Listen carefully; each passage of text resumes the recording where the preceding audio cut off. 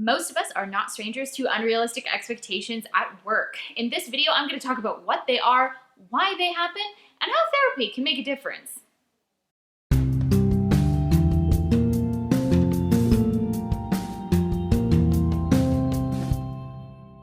Hi, my name is Caylyn. I am not a therapist, but going to therapy really made a big difference for me in my work life and really helped getting rid of all of those unrealistic expectations that I was placing on myself or having other people place on me.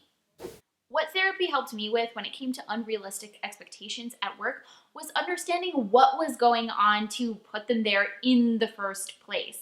I was able to learn some good skills to actually deal with some of those things and actually learn stuff about myself. Now, my work experience is a lot better than it ever has been because I know how to set boundaries and say no, and I know what my limits are, so I don't open up the opportunity to have unrealistic expectations placed on myself.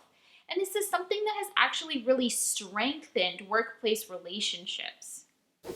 All right, so I feel there are really three key elements to this: boundaries, knowing your limits, and empathy. But let's start with empathy. What do I mean by that? I mean having empathy for yourself in the workplace first and foremost. Often we put a lot of pressure on ourselves and we're not very kind to ourselves, and this very quickly paves the road for having unrealistic expectations of ourselves and how much we can actually accomplish.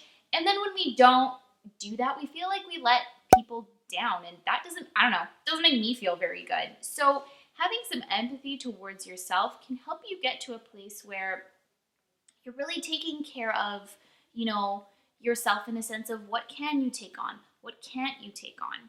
One of the other ways that empathy can be really great at work is actually having a little bit of empathy for your boss and having the understanding that they probably don't actually know how to do your job. You know how to do your job. You know, the reasonable time frame in which you can get projects done or accomplished. If your boss doesn't actually know some of these intricacies about your job, I'm not surprised that there would be some unrealistic expectations there. So also, don't be afraid to have that empathy to go, hey, maybe my boss doesn't actually know what it's taking, and then open up that conversation. They'll probably be really grateful that you are like, hey, I'm gonna take this moment to learn you a thing. Next, knowing your limits. This really helps, I think, with making sure that you're always doing the best work that you can do at work. Sometimes saying yes to that one extra project is going to mean that 4 other projects, along with the project you just picked up, are not going to be as successful, or you're not going to be able to put your best work forward. This ties in a lot with having unrealistic expectations of yourself at work, and therapy really helped me start to manage that and also helped me gain some awareness to know when I was actually doing that to myself, because I would, walk into my therapist's office and be all grumpy about something happening at work, and my therapist would look at me and go, well, why are you doing all of it? And I was like, oh, I didn't actually realize that I kind of just decided to take on the whole thing. But this leads into something really, really important. I think the most important thing when it comes to unrealistic expectations at work. Boundaries is probably the biggest thing that I can vouch for when it comes to having realistic expectations at work, of yourself, of others having realistic expectations of you. Saying no, you will learn to love it, because it means you're going to constantly be able to deliver if you're taking on things that are within your limits.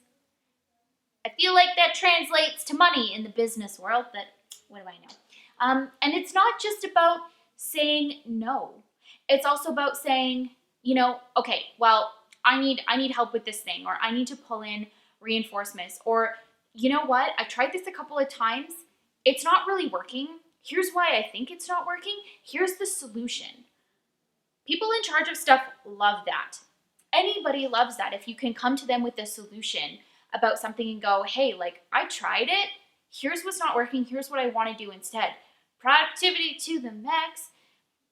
That is also setting a boundary. That's being very, very clear about something. And that can really only serve to strengthen relationships within the workplace, which I think is, when you have strong relationships, it's a lot less likely to come across the issue of unrealistic expectations. Now, here's where therapy came in. I wasn't exactly aware of all of the ways that I was making things difficult for myself. So, you don't know what you don't know. And therapy really helped me because I was able to go to my therapist, who was an impartial third party who, wasn't at my workplace, only knew what was going on from me, and really helped me be able to understand where I wasn't helping myself and helped me identify that I wasn't setting appropriate boundaries by saying no. I partially wasn't doing that because I didn't know what my limits were, but those were all things that my therapist was able to help me with. And going to therapy, though going for work is not what I had gone for in the first place, has actually made my work life so much better and my work relationships so much stronger. If that's not bonus points in life, I don't know what is. When it comes to work and taking on more projects or more things to do, I understand that anyone has the right to ask you, but you also have the right to say yes or no. And it becomes their responsibility to, accept the answer they were given. They started it by asking the question in the first place. And that goes for you too. If you ask someone else a question, they have every right to say yes or no. Thank you so much for watching. If you want to learn a little bit more about things related to therapy, sign up for my email list. The link is down below in the description. Otherwise, please like, comment, share, and subscribe, and I will see you next week. Cheers.